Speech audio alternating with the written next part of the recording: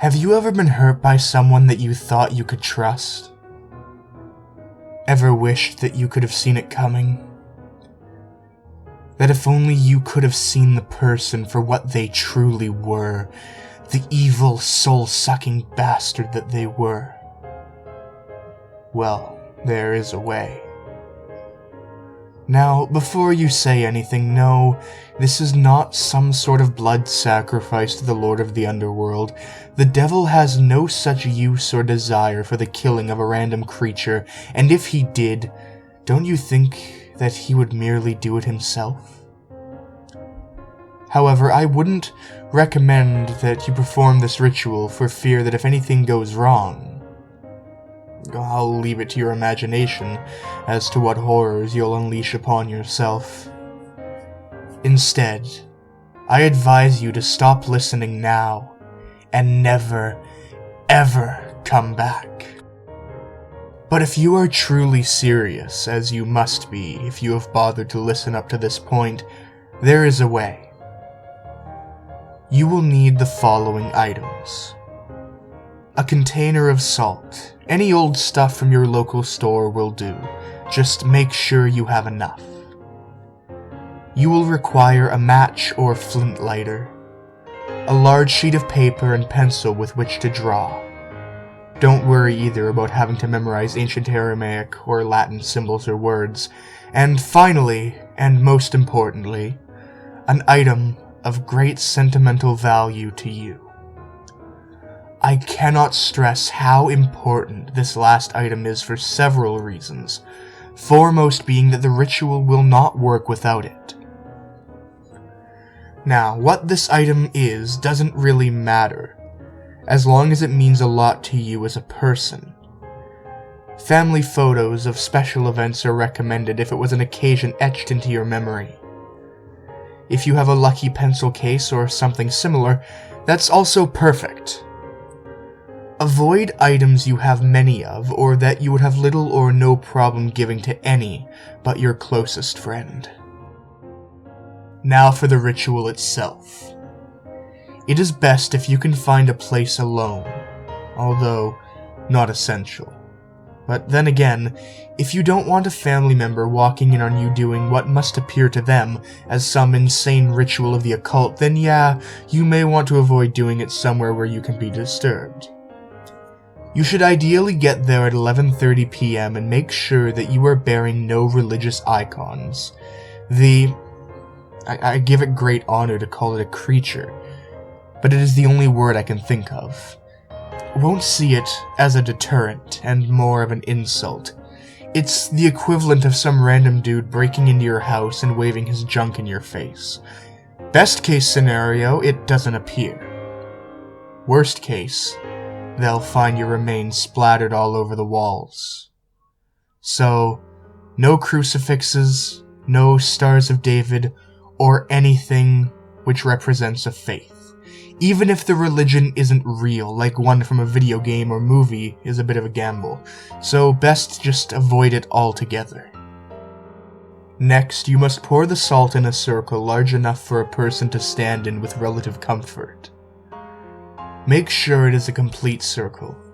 Any breaks in it could prove disastrous. Then, take the pencil and write a name on the piece of paper and place it in the circle. Now, light the candle and hold it in your left hand and your object in your right. As the clock approaches midnight, repeat the following phrase. I turn from the Lord who would hide the true nature of his creation to one who will reveal to me the truth hidden within the lies. Then, say the name on the paper before continuing. To thee I offer a gift of friendship.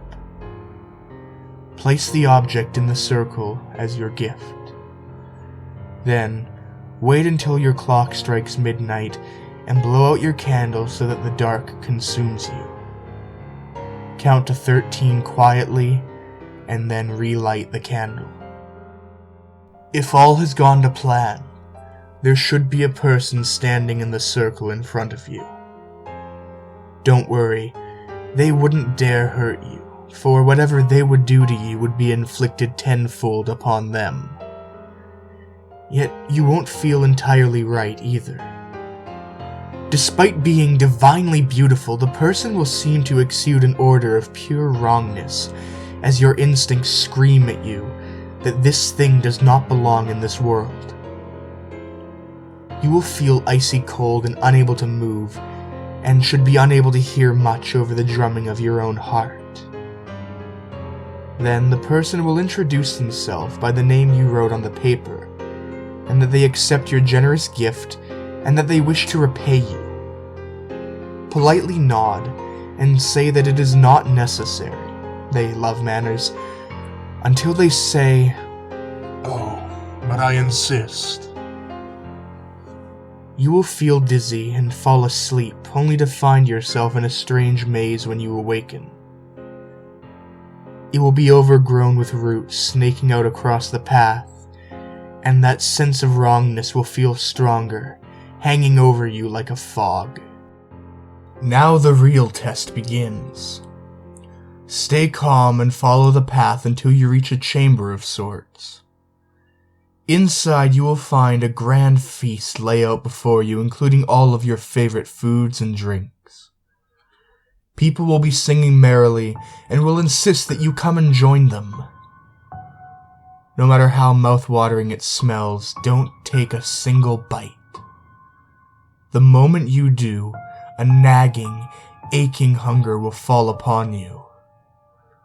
No matter how much you eat and eat, you will never be able to shake this inescapable hunger, and you shall be stuck in an endless cycle of gluttony until you literally, and with unimaginable agony, burst under the weight of all that food.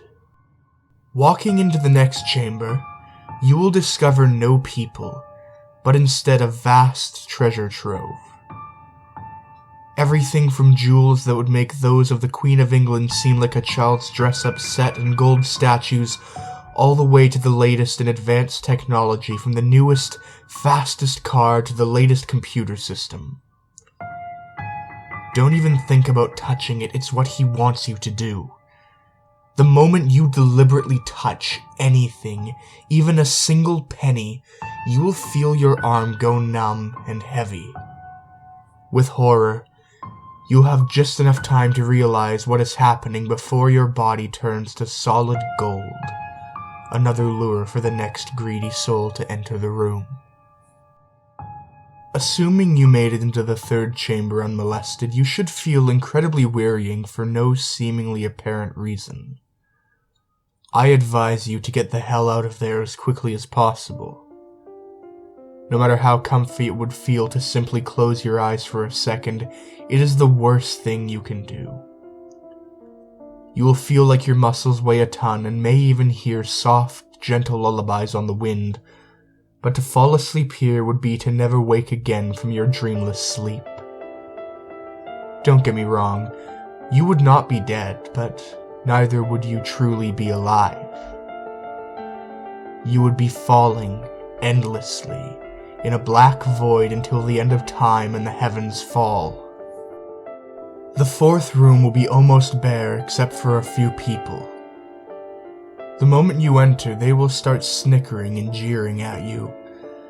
They will do the things that you personally find insufferable. They will poke you with sharp objects, call you names, and tell you how worthless they think you are. Just block them out and walk on, for those that succumb to their anger will be forever locked in that moment of inflamed emotion, unable to feel anything but raw hatred until you are little more than a savage beast with instincts to rip and tear. No sooner than have you entered the fifth area than you will be confronted with a vast crowd of adoring fans all screaming your name. People will revel in your every movement and beg that you tell them of how you escaped the previous rooms. Nations will practically bow to you and armies will march up at your slightest command. Anything you create, no matter how badly made or written, will be an instant sensation, and people will feel compelled to give you stuff. As easy as it is to fall into a false sense of security, I advise that you move on as soon as possible. The longer one stays, the more they will begin to suspect that not everything is as it seems. They will see a knife under every cloak, and an assassin in every shadow, until their once great pride has reduced them to naught but a shivering wreck of paranoia and madness. The next room should resemble an ornate bedchamber with a smell of perfume heavy in the air. Lying on a bed will be several of the most physically beautiful and alluring people you will have ever seen. How they look varies greatly on whatever most attracts you. Different people have described anything from long-legged women with enormous breasts and flowing hair to men with perfect six-packs and rippling muscles. In sultry voices, they will ask you to come to the bed for an evening of romance, while they grope your body, trying to find a way to remove your clothing. You must politely decline and do nothing to provoke them. If you give in to your lust, or indeed give any such sign, they will keep you there for eternity as a plaything, for which they will perform all kinds of perverted tortures that even the most filthy human mind would find horrifying to behold.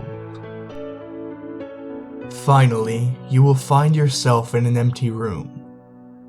Standing in front of you will be the figure from before, although the sense of wrongness should feel greater. They will stand before two doors, with a smile unnaturally wide. They will congratulate you and ask you which gift you wish to receive.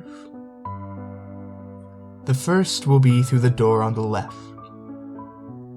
This will send you back to a time when before you committed the ritual. You would have no knowledge of what transpired and would be promised a life of blissful ignorance, so much so that no one will be able to hurt you. Do not walk through this door. He wants you to. He is counting on your envy of the possible gift of bliss. Choose that door, and you will have blissful ignorance, for you shall no longer have any soul or intelligence, reduced to little more than a husk. Once you have walked through the door on the right, you should wake up in your empty room. And yet you will feel strange from that day forth. You will be able to smell a lie before it is even spoken, and will be able to tell a person's goals at but a glance. However, this is also a curse, for never again will you be able to look at your loved ones in the same way, for fear of discovering their true nature. There's a reason some people choose to be pariahs on the edges of social groups, and if you pay attention, you would see us for what we have been through and no fear. Because for us who have experienced true evil, nothing is hidden.